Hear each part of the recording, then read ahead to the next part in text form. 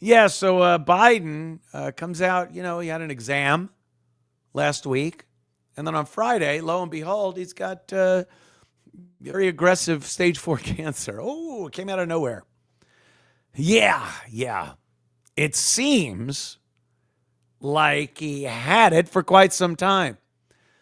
Some oncologists, actual cancer doctors, experts, not just people that scroll on social media and become experts every day on something different.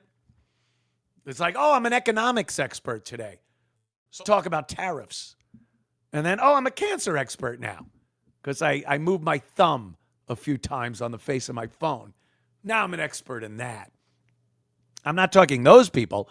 I'm talking about actual oncologists are speculating that he must have had this since at least 2021, 2022, during the early years of his presidency, perhaps earlier, perhaps even before he was elected president. But certainly during his presidency, his doctors, his family, the insiders, they knew. You know then, and you said nothing, my David. So they knew. And they did what they've done time and time again. Lied to the American people. Lied to the people. They lied about his dementia. And then, all of a sudden, now you got this Jake Tapper book, Original Sin. And now all of a sudden, every media person is like, yeah. Oh, we all knew. Well, why didn't you say anything? Well, I did. I said stuff. But these people, we were misled. They never told us that. We knew. We all knew. We all said something back in 2020. This guy doesn't seem right in the head. And you were canceled. People don't remember. Before Elon took over X, Twitter at the time, if you speculated a little too much about Joe Biden's mental acuity or lack thereof, they threw you off for fake news. Misinformation, they called it. And you would post something going, Joe Biden has some form of dementia. Boom.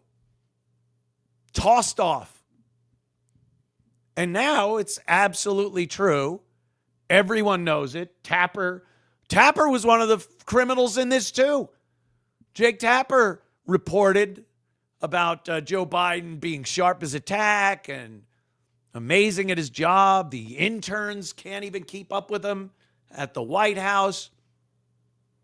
And then what? He comes out with a book. Oh, this is terrible. Everyone was talking about his dementia. Ah, okay. Did you chastise your colleagues at the time? Did you say anything? Or did you criticize anyone that brought up the absolute fact that Joe Biden was slipping? Of course not. Now he's set to make a fortune off of this book, Original Sin, that is released maybe today. You're going to make a fortune off of this thing. This is like the biggest political book to come out in decades. So his silence, his participation in the great lie, the great cover-up of this story is going to net him millions of dollars because all of a sudden now he sees it. When he was sitting there, an employee of one of the many propaganda news agencies, he didn't say a word. And again, not only not saying anything, but chastising and calling out people that did say that Biden had some mental issues. So, hi, this is Anthony Cumia. Hello, I'm Gavin McInnes. And together we're Compound Censored.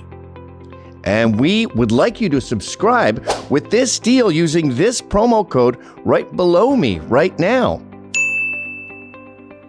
Do it. because it's very entertaining. Fuck you, Jake Tapper. As he pulls up to the bank in the Brinks truck. I'm sure he's so upset. People are calling him out for not saying anything. So upset as he watches that bank balance tick away like one of Tony Montana's counting machines. Ha ha ha. He's laughing with Sosa. So the cancer thing is like the dementia thing. It's another huge cover-up. Huge. Who knew? Who knew this? I think a lot more people knew, the insiders, the Democrats. They knew. And the plan was to get him over that presidential election finish line. We all know this. We all know this. He was supposed to continue his run, and in November, he was supposed to win. And people saying that Trump would have won even if it wasn't Kamala, if it was Joe Biden, you don't understand. They were going to cheat. I don't doubt this at all. They were absolutely going to cheat like they did in 2020 to put Joe Biden over that finish line and in the 2024 election. Now, why didn't they cheat with Kamala? Because they'd already had it arranged for Joe. Whatever phony ballots they have, or however they have to fuck with the voting machines or screw with the dead cemetery people's names, those are all specifically for Joe Biden ballots. They couldn't change it fast enough for Kamala. For her, this was an involved process, cheating. So they just couldn't do it. And we all knew Kamala wasn't going to win. On a legit election, Biden wouldn't have won. But they were hoping they could have just dragged him over the line. The debate where he self-destructed really showed he had dementia. And that was that. There was no more pulling him across the finish line. The cheat would have been so obvious after that. Oh, he blew up. His brain exploded during the debate. But look, he got twice the votes of Donald Trump. It was inconceivable. Even they knew that the proverbial jig was up for election. Kamala, jig up. Thank you. So that was that. And thank God, because their plan, knowing about the dementia, and now we find out knowing about the cancer, it would have been very hard for him to, let's say he won the election and they want to put Kamala in there. So he wins the election and then they have to go, well, he has dementia, so he's going to retire. Because everyone would have said, well, we said he did. But you had an incompetent person continue to be president so you could get him into office so his vice president can then become president. And it would have looked real bad. I think they would have done it. But the cancer thing was perfect. They could have just got him across the finish line. He's the president. A few months later, they come out with the tragic news that Joe Biden has cancer. He would have resigned. I need to spend this time getting healthy and with my family. And again, it would have been that plausible deniability that everybody talks about. I call it implausible deniability because it's completely fake. We all know it, but they still use it as a tactic. And, you know, half the country would have been like, leave him alone. The poor guy has cancer and he served his country and now he's retiring and Kamala's going to be president. That was their plan. And who didn't see this? Thank God it did not go that way. And Trump got in there. And I think, you know, irregardless of who steps up in 2028 as the Republican ticket, and I think it'll be Vance. And Vance is well liked in the Republican circles, and I think the Republican electorate likes him. He's been active. You don't see, him being shoved aside like so many vice presidents were. You don't see him being given busy work like Kamala was given, where she was given the job of given billions of dollars to supply high-speed internet to rural areas of the United States and did not wire one house, not one house. So busy work, put her on it, put the vice president on it. Vance is doing things, and he's saying things. He's outspoken. He goes on interviews and doesn't pull back and use the bullshit double speak. I know there are people that don't like the fact that he's married to an Indian woman. I know Nick Fuentes isn't a fan of his, and Nick is, of course, very America first, and I'm sure there are people that feel the same way. But I think in 2028, right now anyway, I think Vance has a good chance of beating anyone the Democrats can come up with. Unless, of course, the Democrats come up with this miracle kind of a Bill Clinton scenario. That's what I've been saying. I think they're letting the mental patient talk, all the mental patient, lunatic, left-wing, extremist Democrats like Jasmine Crockett and AOC, Maxine Waters, and Presley, the bald-headed woman. They put them all out there, and they're just cackling the same. They're saying the same lost them the election, the same extreme that America's tired of that lost them this last election. And then they'll just pop out some new guy that maybe we don't know his name yet. Like Bill Clinton in 92.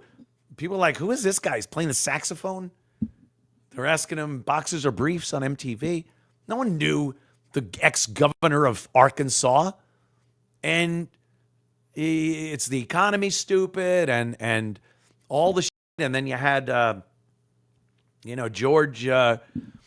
George H.W. Bush with the no new taxes. It was a perfect storm. And that's how Clinton won that election. And I think that's what they need. And I think that's their plan. Let the mental patients out there, let the left, the lunatic left, think that their front runner eventually for 2028 is going to be one of these nuts. You see, Bernie Sanders and AOC, like that's going to be your ticket, and people believe it. And the real power brokers of the left and the Democrats, they know those are just the cannon fodder. Those are the mental patients that they're shoving out so that everyone gets a good look and goes, these left, they're still bad. They're not changing anything from what lost the election. And then 2 years, a year and 9 months before the election, they will reveal a guy. It will be a man, a white man, whoever it is.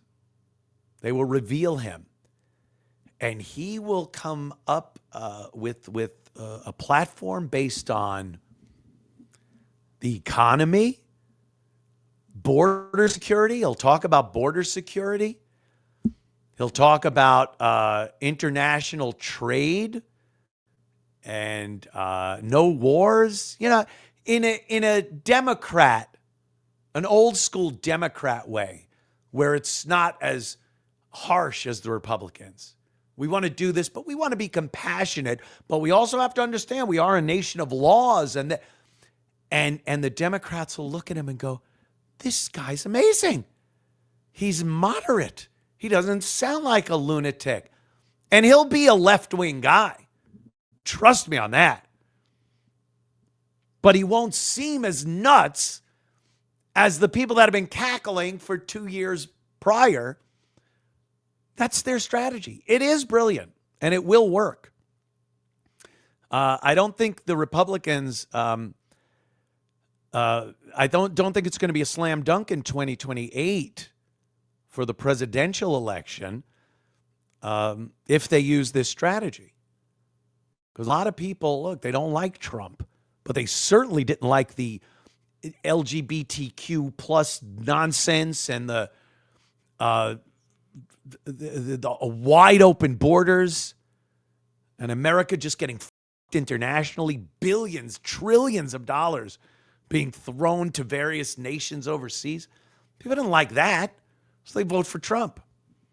But if they get some guy that seems like a moderate, because have unleashed the institutions, the mental institutions for a couple of years before the 2028 election, yeah, it'll work. It might just work. It's my take. Because they got to come up with something, because the Biden thing didn't work. The horse died in the backstretch. They were hoping it would come around at the top of the far turn, coming down the stretch. Joe Biden. They were hoping, but the horse dropped dead at the top of the stretch, and they had to come up with a new plan. So if you enjoyed that clip, Then subscribe to Compound Censored using this promo code.